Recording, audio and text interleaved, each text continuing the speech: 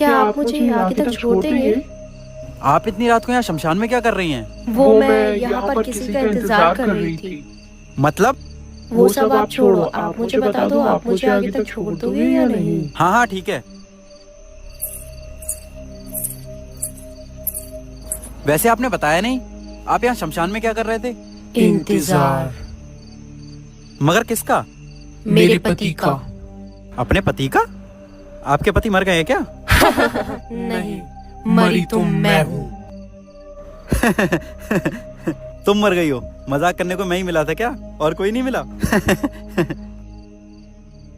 अच्छा तुम भूत हो ना? हाँ। अच्छा तो एक काम करो, गायब होके दिखाओ। किसने कहा कि भूत गायब होते हैं? होते हैं मैम, होते हैं। मंगल भवन मंगल